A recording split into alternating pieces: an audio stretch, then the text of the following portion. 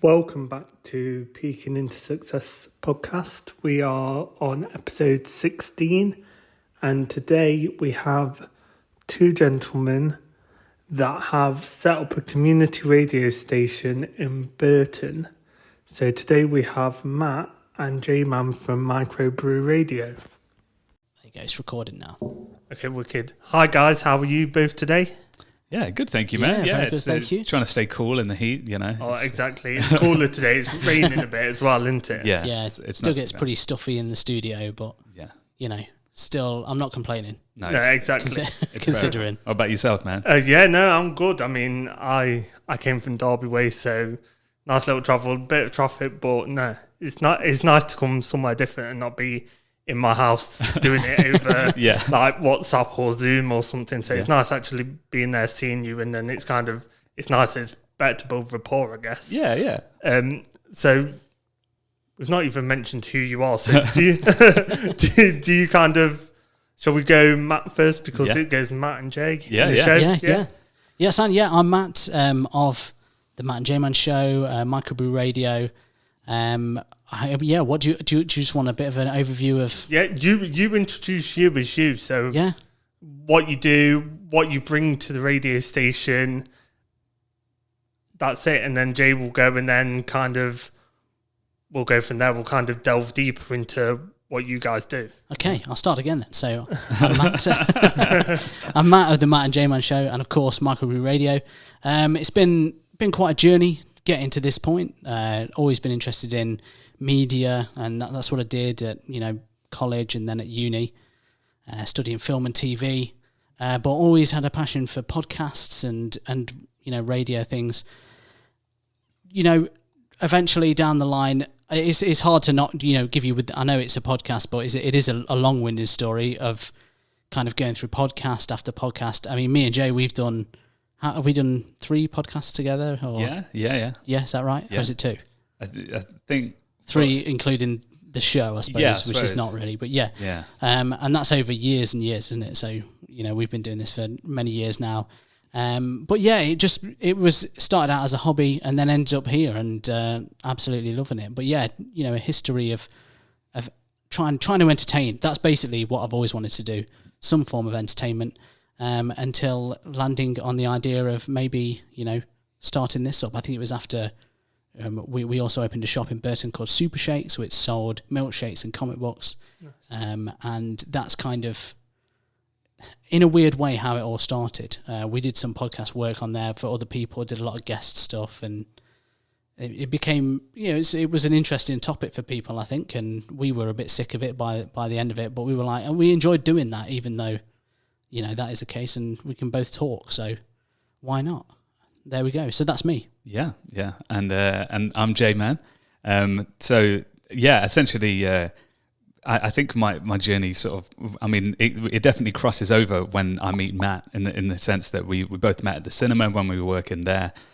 So I think we must have both thought this is a cool place to work, and ended up. I actually heard about Matt before I saw him. I met his brother. I started working with his brother, and there are all these stories of, oh, you're Matt's brother, like, oh, Matt. And because he used to, like, you worked there and then went away for uni, right? Yeah, so I'd worked there for a year before and then went to uni. Yeah. So Matt was this like legendary presence in the cinema that I'd only heard of. So then when I actually met him, it was like, oh, I get it. Yeah, this guy's all right. And then we just kind of got along together. I mean, I'd been into, as far as like the audio side of things go, I used to produce music. I learned how to produce here at the Brew House actually as well. Okay. So there was a little project called Project Wired that just taught me how to learn. I used Logic Pro on a MacBook and learned how to kind of make a little bit of music. And so I did that, made some stuff. It did all right for what it was, for saying I was just a random bedroom producer. And I've always been passionate about music, but like being able to create it and create new things was just like really exciting to me. And I mean, from the moment I got my own like laptop and computer, I was always just kind of stuck in front of a screen.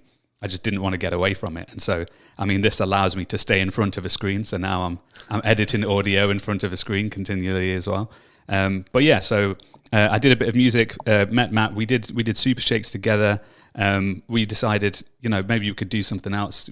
I mean, the podcast as well also just made a lot of sense.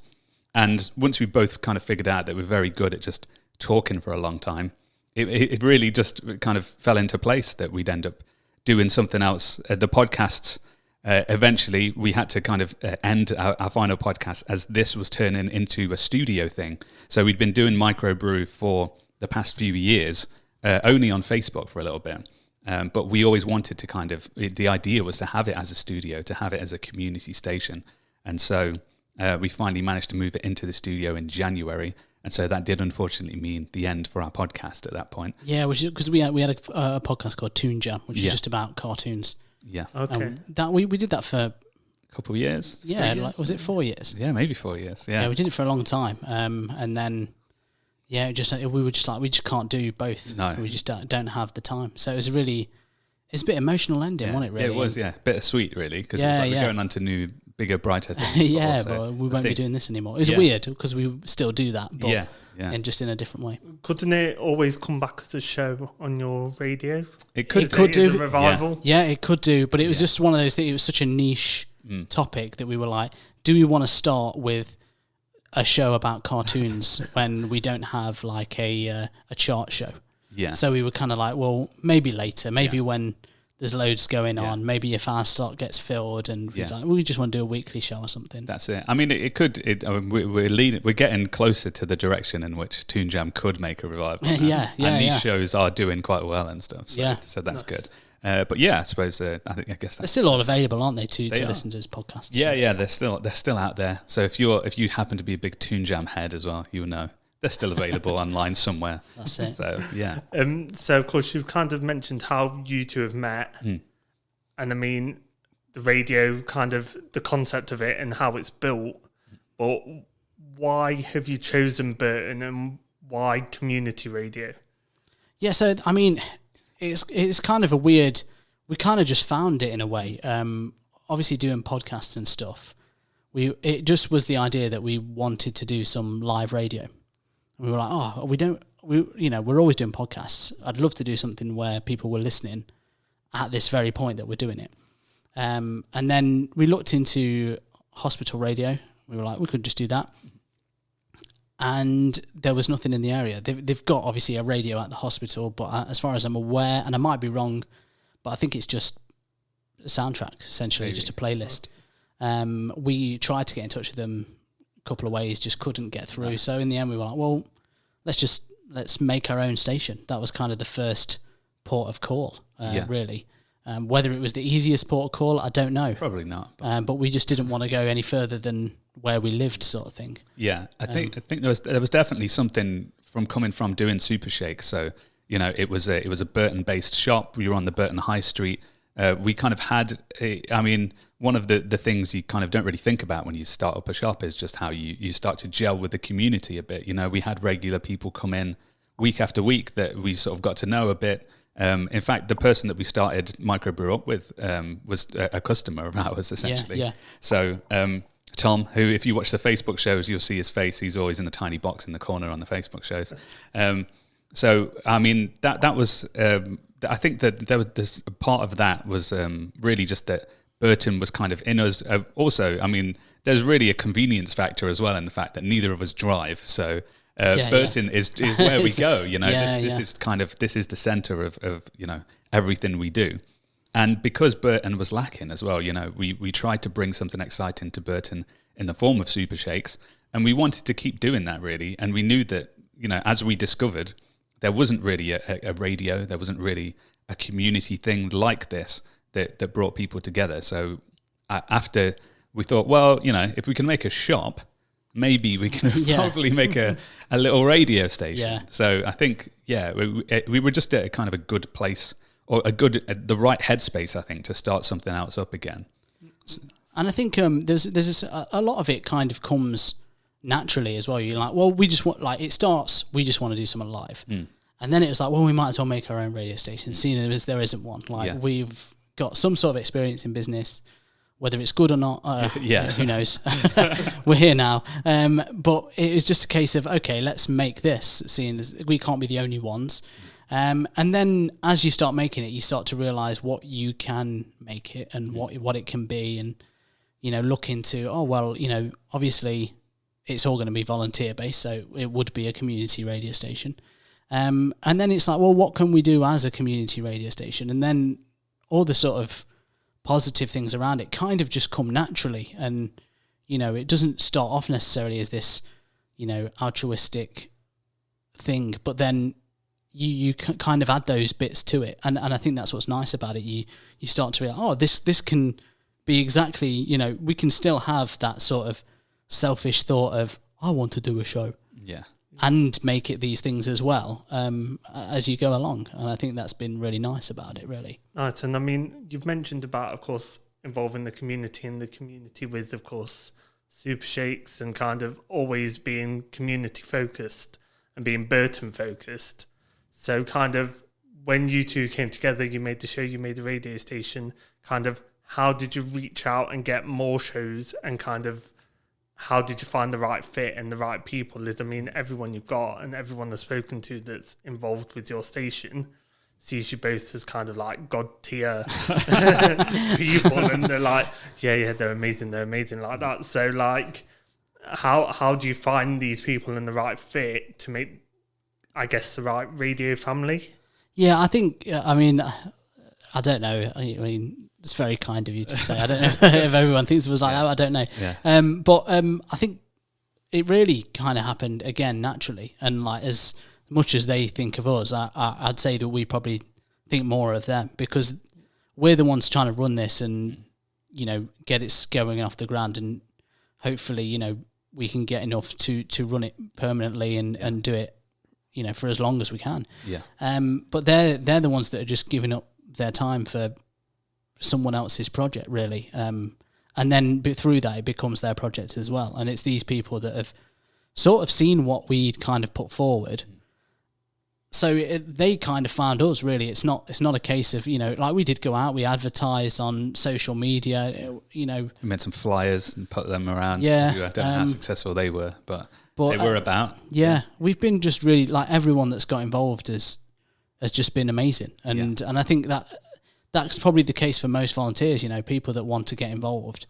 They're doing it for a reason. How would someone be able to get involved if they've got an idea and they want to kind of get involved no matter what their age? How would they contact you? How would they try and say, yeah, I want to volunteer, this is my concept? Yeah, all they need to do is message us on Facebook, Instagram, Twitter, LinkedIn. We're on TikTok. We're on everything. So you can just find us on there, message us. You can email us on microbrewradio@gmail.com. Yeah. Or if all that fails, just come into the brew house and ask for us. You know, someone will come down and we can talk about it. You know, there's not really, we always say kind of the rules are, you know, no bad language, no hate speech. And that's pretty much, that's fair. You know, if odds are, if you've got an interest in something, your community has as well. And that's, you know, we talk about community like it's something that we're all, we'll help it, but we're part of the community, which is the only reason, really. Like, you know, of course we want it to be better. It's you know, we live here as well. Like, it's like, why wouldn't we want our town to have a community station? You know, why wouldn't we want our town to have, you know, better communication between people and like everything we're trying to add is just something that's like, well, you know, I mean, who wouldn't want that for where they live, you know? But I think as far as the volunteers and stuff go, like we've been pretty lucky in the fact that a lot of people have managed to find us and track us down. But I think that also says something about, you know, the availability and the options that are out there. Yeah. It's like, I think if you were hungry to do radio, like sooner or later, you'd kind of have to stumble across us. And I think that's kind of what happened with a lot of people, is that, you know, we hear a bunch of different presenters say, I've always wanted to do this, you know, like since I was younger, like I wanted to do radio and I've just never had the ability to do it. I never had the opportunity to kind of do it. So they're kind of living out something that was like, oh, this is wicked. Like it's you know, it's really good for them to do it.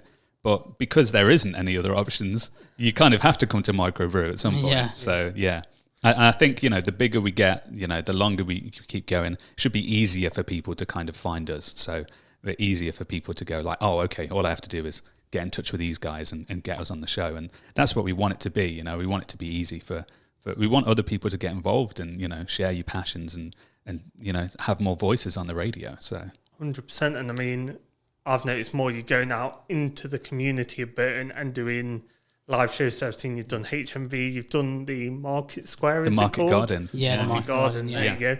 So kind of what's the plan with them events, and how can people find them events, and also when's your next event? Yeah. I mean, we're not entirely sure when our next event is. We've got a couple coming up throughout the year.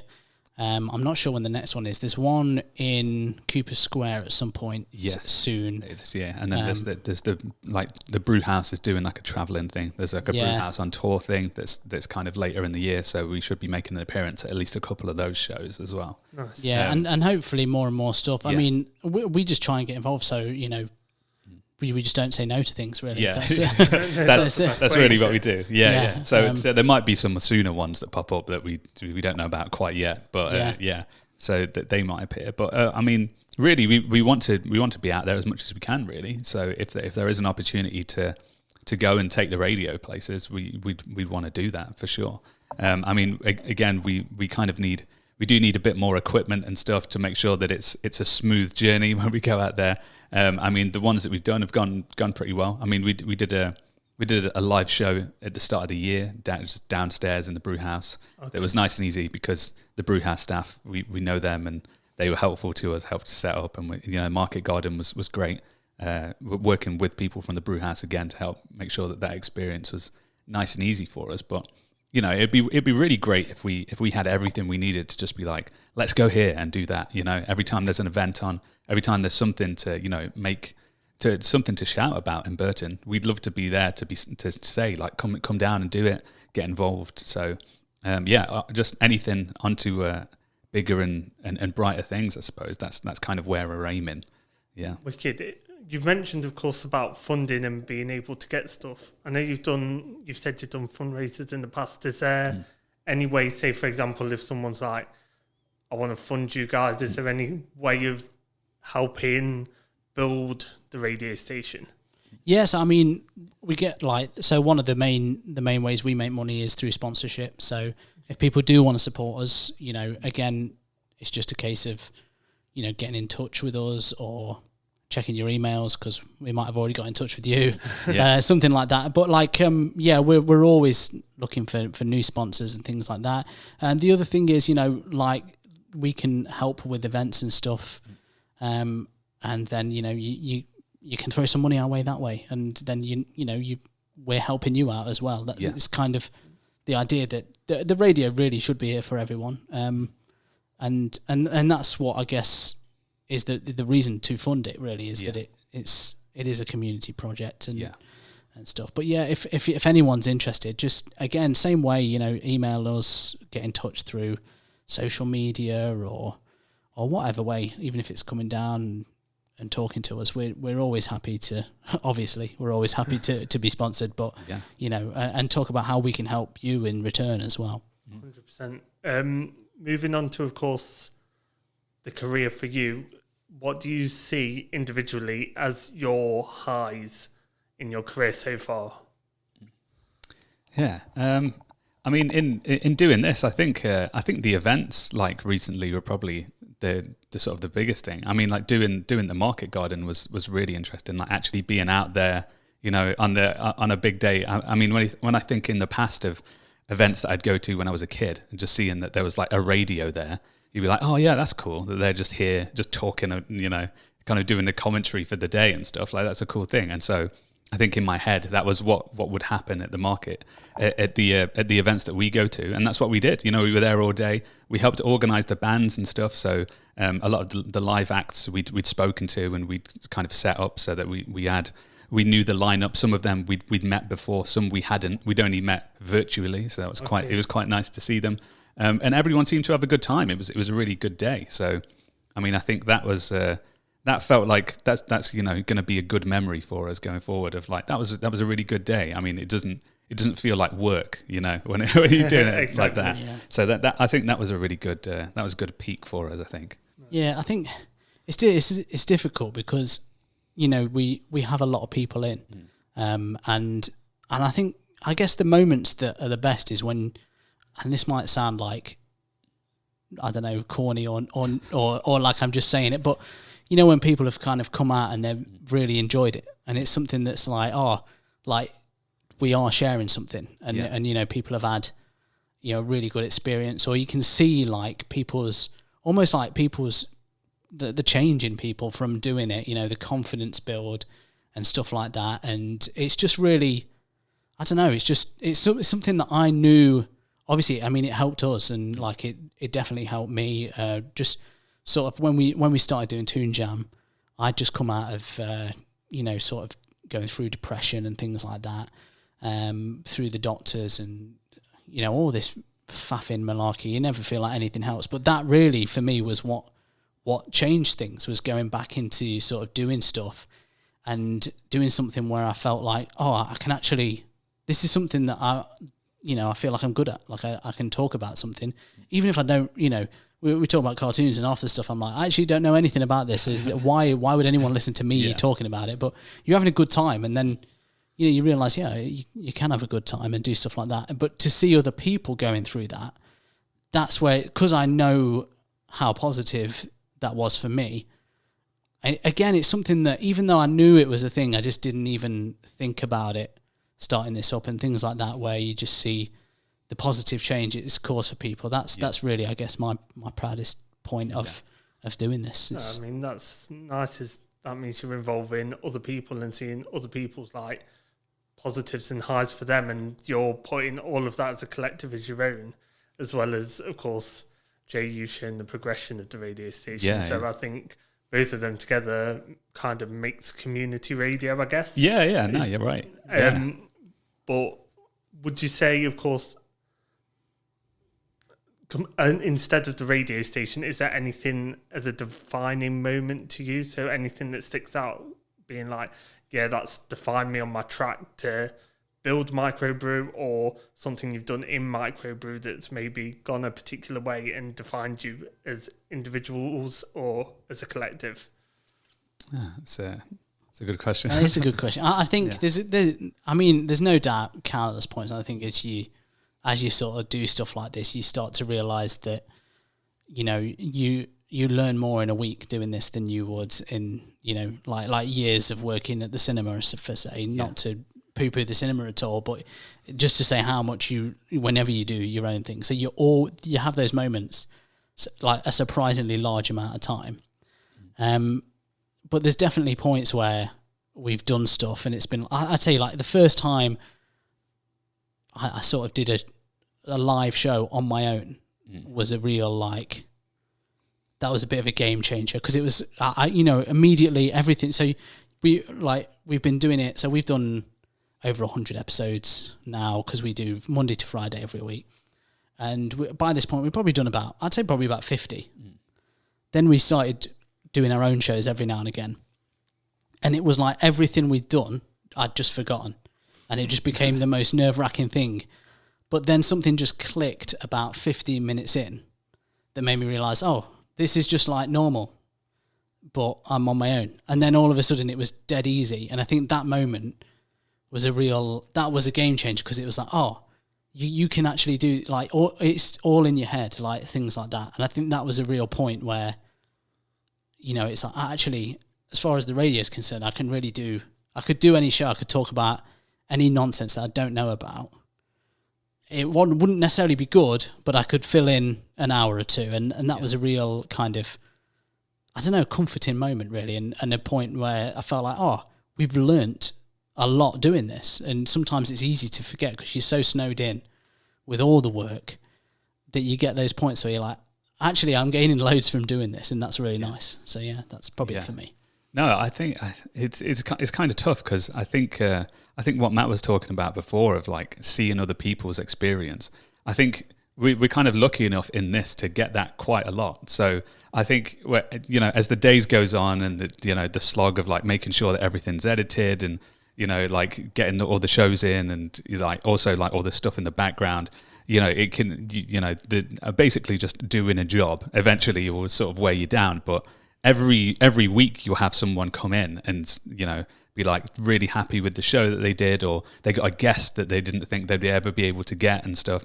You see someone getting excited about something that we've kind of teed up for them, which is like, is completely unexpected, because we just kind of did this and then it was like, oh, well, I guess we'll see what happens. So then when you do get those moments of someone being like, oh, this is a really good day, just had a wicked hour talking to people that I'd never have the chance to, it really just brings you back in to be like, oh yeah, that's it. Like, that's why we're doing it, and I think, I don't know whether it's just a case of like we get it so often we can't appreciate it as much, or what. But those moments definitely kind of help redefine you every time. Every time it happens, you just get that revision of like, oh yeah, like it's worth the countless weeks of doing paperwork and sending out forms and applications to places and stuff, because it finally pays off. So yeah, I think those moments definitely do it. Yeah, and I mean, what I'm seeing from you guys is you're very humble and appreciative of everything. Literally, it just shows that every answer you give, you're showing how thankful you are, which is really nice. And that, to me, that makes it feel like more homely and more kind of, if I just had you on in my house, comforting, because because it's just like you're being real.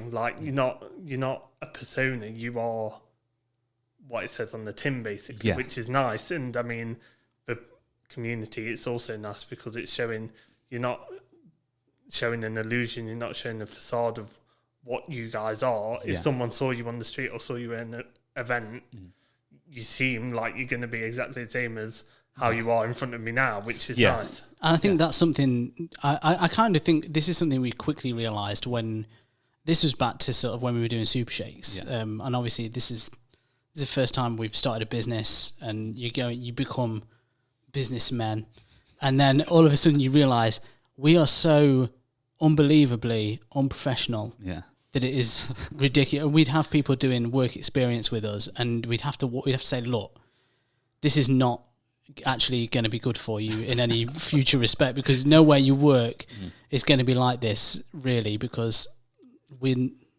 just can't do that. We have to debrief anyone that does work experience, and that this is the worst work experience you'll ever have. Hopefully you'll have a good time, but it won't be like a job that you'll get out there in the real world, especially for these people that's what they're trying to gain.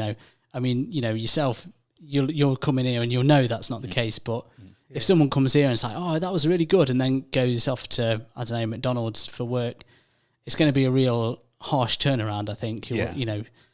And that's kind of what we were just like, well, at first it was a bit like, should we be more professional? Do we need to buy briefcases and suits? and then it kind of just got to the point where we were like, let's just not do that. And ever. No, yeah. So it is kind of a strange environment, I suppose, for people to come in, because I mean, maybe they are expecting some sort of radio brand as a whole and whatever, but it really is just us doing stuff, and allowing you to do something else. That's all that it is. There isn't really a grand microbrew radio thing, So everything's kind of, it's pretty relaxed, I think. And whether that's to our benefit or not, we still don't really know. But that's just how we're going to do it from now on. So I think it benefits you. It's more welcoming. If you come in and it's all suits, ties, business, people are going to be put off and standoffish, where you guys are welcoming. I've come in here, I've felt, I'm fine, I can just chat to you normally, even though we've never met before. That's what you want, and that's where you get the best out of everyone, I guess. Moving on, what is one piece, both of you can answer this again, one piece of advice that you would give to younger Matt and Jay? Yeah, that's it. It's always, you hear this question on a lot, and it's always like, that's difficult. I don't know what I do. But then I think I would probably just say,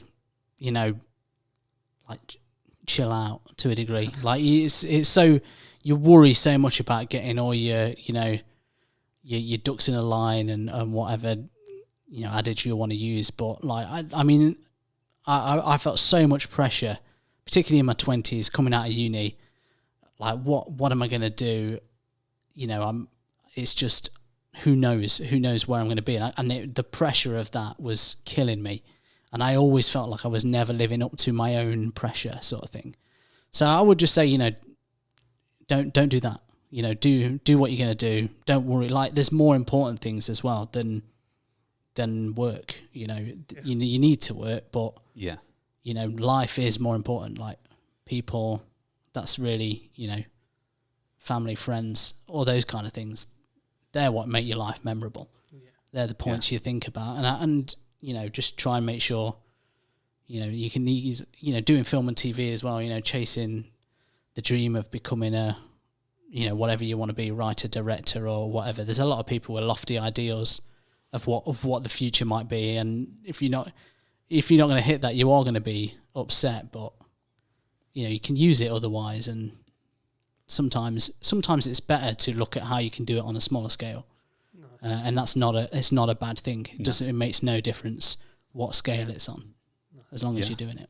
I like that. I think for me, it'd be a case of just trying to tell myself to maybe learn a bit more, like actively learn things. Because I think my problem is like I'll take an idea and just run with it as soon as I get it. So like when I think back to producing here and stuff, and it was like I got like, you know, I'd done like an 11-week course or something, so I'd learned like just hour-long sessions of stuff, and then I literally went out and got a credit card, bought a MacBook, bought some speakers, bought Logic Pro, and was like, yeah, let's go for it. And it was like, you could have probably done a bit more to kind of figure out, you know, how things go.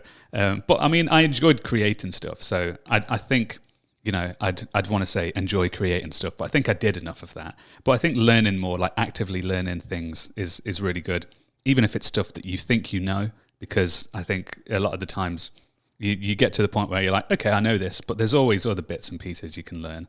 And just being open to new ideas and stuff, really, because I think younger me, again, I think we all kind of do it as teenagers. You're kind of locked in. You've got yourself and your brain, and it's like, these are the things I like, these are the things I don't like. That's it for the rest of life. But it's like, no. You learn a bit more, because you realise that other stuff, you probably do like it.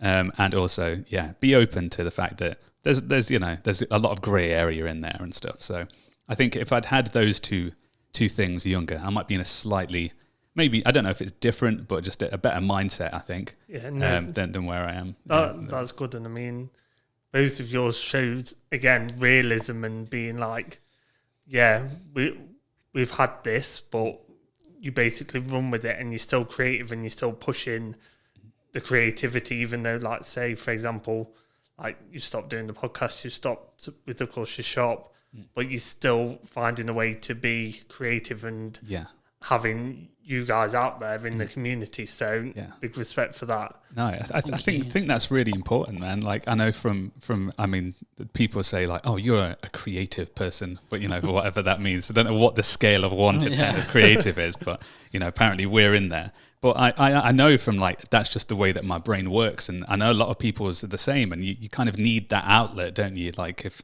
that's the way that your mind works, you need something to be able to be creative about. So I think it's important to find something, and, you know, being able to like unleash those things in your brain in a positive way, and something that you can do that you enjoy. I think that's really important. So like just trying to find that thing and sticking to it, and, you know, just enjoying the experience of it is definitely really important. Yeah. Exactly. We've kind of now got to a point where I'm going to just ask you loads of questions. That go for it, man.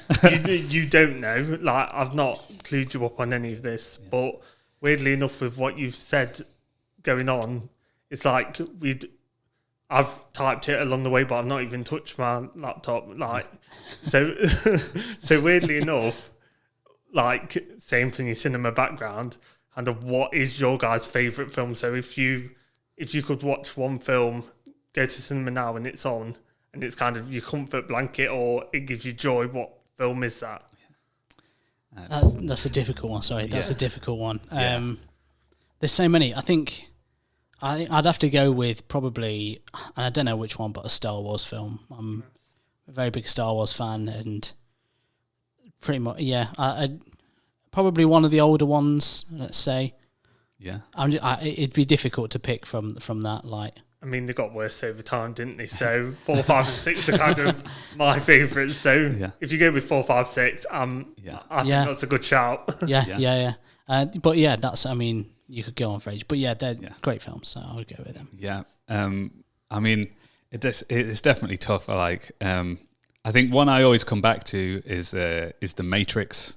The Matrix, I mean, like, it did so much as far as, like, visuals is crazy. Like, I love the philosophy behind, you know, the real world and the simulation. I mean, so do many of the conspiracy theorists still on the internet today. So it's got a long-lasting legacy and stuff. And I think, I remember watching that on video as a kid. My cousin had it in this, like, kind of chunky video case. And it didn't look like much, but then I remember watching it and, you know, like, the absolutely blowing my mind, you know, and just being like, whoa, there's really something to this. And the whole time while it's giving you that, it's all this, like, you know, high action madness and all the bullet time that they did. There's just loads going on. Like, it's, 100%. And I mean, with The Matrix, like, when I watched it, I think probably 6, 7. Yeah. And I was like, yeah, this is amazing. And kind of, I've rewatched a lot of films now, and I'm just like, no, that's a different level. Like, yeah, I think you both pick films that are like before their time. Yeah. And quite groundbreaking, which just shows you as people kind of that you're not going with the curve, you're trying to make your own path, which is nice as it just shows with your personality of what you pick, basically.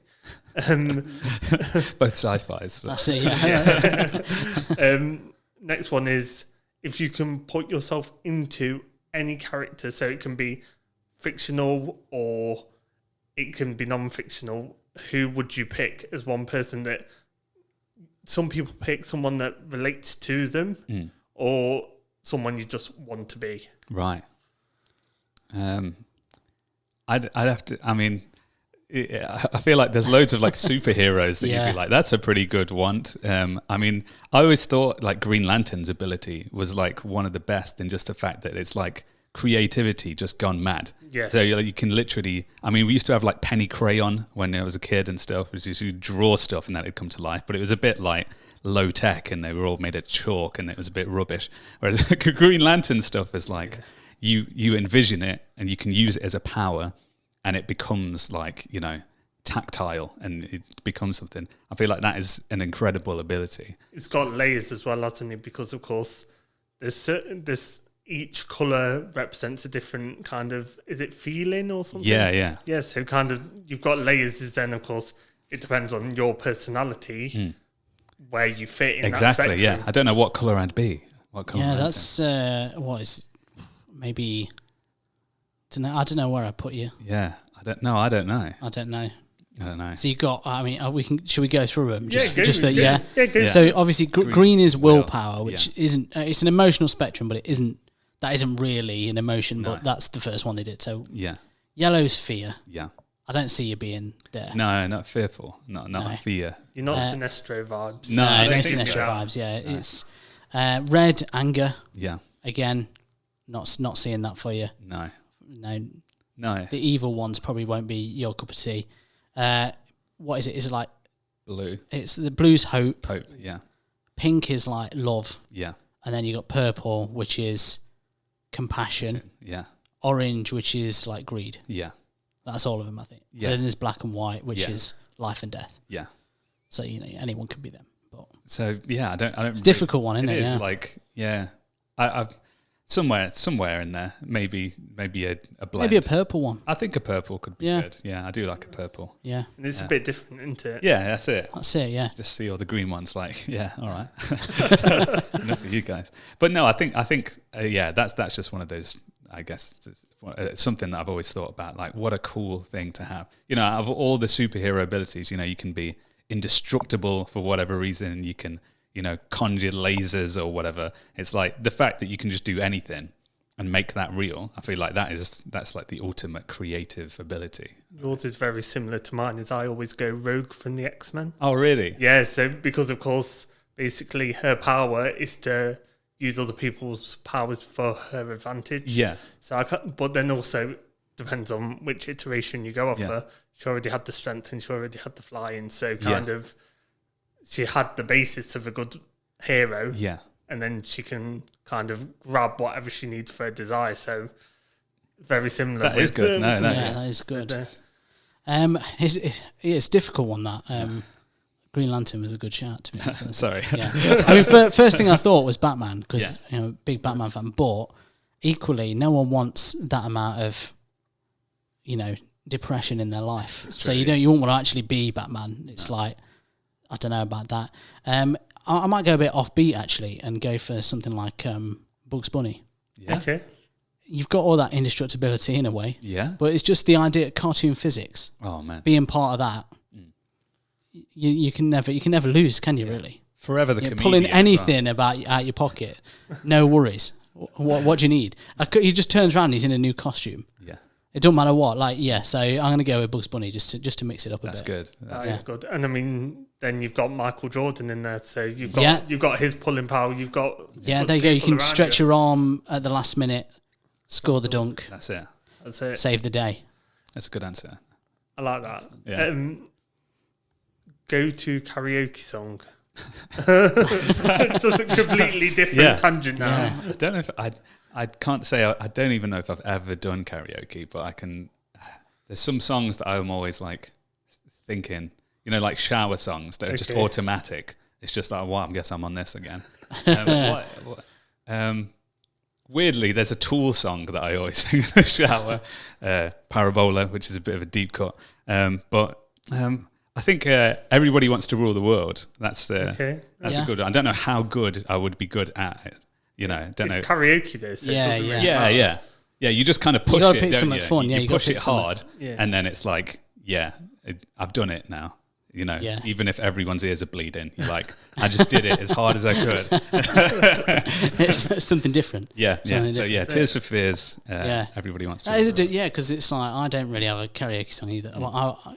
I would pick "Send Me on My Way" by Rusted Root. Yes. Just for the all the bits that no one can understand. Yeah. Singing, "There's somebody here, but we." Yeah. Just all of that bit. It's like, And nail those. Yeah, really go down with them. Like, when you're thinking it, do you pretend like you're Matilda and you're lobbing books everywhere? that's a good idea. I might add that to the repertoire. There you go. That's it.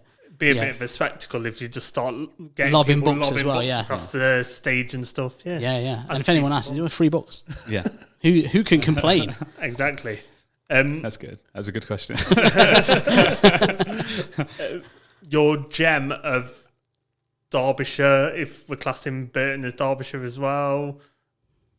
Local gem, sort of. Local gem for yourself. So, of course, you've got someone coming in, they've never been here before. What's one thing you're showing them?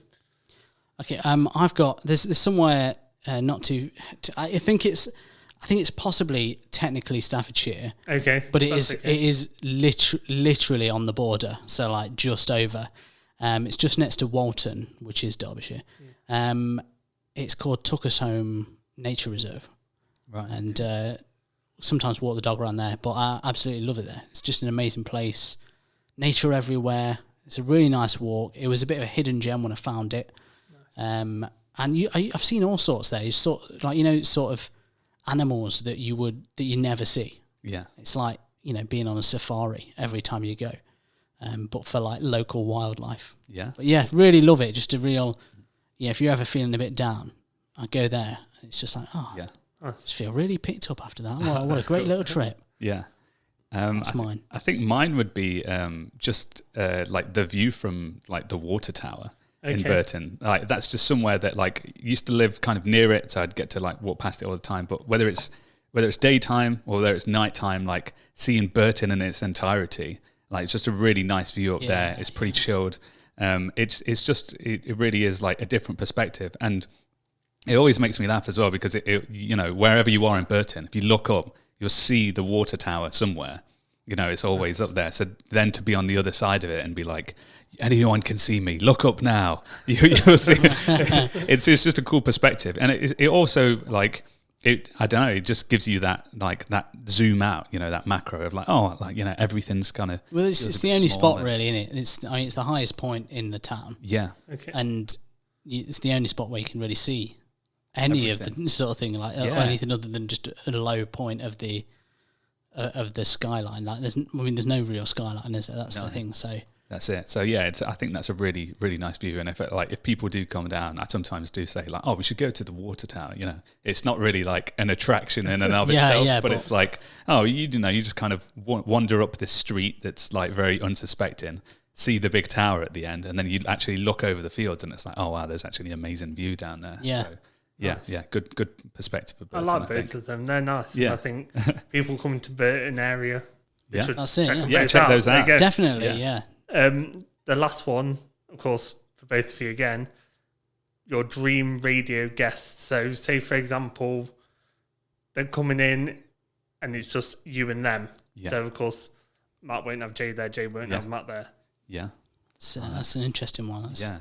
difficult because you've also got the nerves. It's like harder when I know I'm on my own Yeah. to be interviewing someone that would potentially starstrike me. I don't know. Have you got anyone in your head? That's a difficult It's one. tough because there's a few people that I'd be like, from different industries and stuff that I think would be really good to talk to. And yeah, I mean, it's definitely, it's like, having to pick, it's like the movies one again, like having to pick through all the different that's a tough movies. one. Yeah, But I feel like, but with people as well. yeah. I mean, there's also like people that you probably want, like, philanthropists and stuff, and people out there that are like just make for great radio, guests in general. Like they've got lots of stories and stuff. I don't know. That is kind of tough. But I mean, I feel like I would gravitate over to another creative, like a film director or something, or a writer. I'm a big fan of the video games from a studio called Remedy. They made Alan Wake, and they made Max Payne, and those games. And I once had a dream that I saw my life end, and the credits rolled, and the game director from the studio was the director of my life. So it is really weird. So I think, Sam Lake, who's the director there, I'd love to have a conversation with him about the games and stuff that he makes, and life in Finland, I guess, as well. Yeah, I feel like there's someone like that who you really appreciate their work. Just being able to sit down with them and just have that talk. I think that'd be a really good one for me. Yeah. I think it's very difficult. I would probably go similar sort of thing, an entertainment sort of field. Maybe someone like I'm a really big fan of Mark Rylance. Just think he's an amazing actor, and he's done all sorts of strange things over the years that, from Oscar-winning things to things you would never imagine him in and stuff. So, I would love to interview him and just talk to him. And he just sounds like a really nice guy as well. That's what you want into. You want someone that you can kind of get on with and isn't going to be annoying or put you down or not want to be here, basically. You want that good balance. Yeah, and someone that you'll learn something from in a way. Yeah. So wicked. I've got one last one. So what's your go-to place to get a meal around? Well, you can go Burton or Derby. So if you're thinking, right, I'm going out for food, where's the one place you're going to go? Where's your default place? We're both vegans. Yeah. So it's kind of changed everything for us. Yeah. Have you got a go-to? You're more likely to have one, I think. I only order takeaway from like 2 places. I mean, when I go out and eat, I do that even rarer, I think. I don't actually know where do I even go. There's a few chains. There's a few. I'm trying to think really. I don't actually. I think I've got one. It's like any time I'm in Derby, really end up going here. And I should say, other places are available or whatever. But Wagamama's, it's got a good, obviously a good vegan menu, but it's not just like, that's pretty good for a vegan option. Yeah. They actually, the stuff's really nice as well, and always go with my wife. So that's probably my go-to place. Nice. Yeah.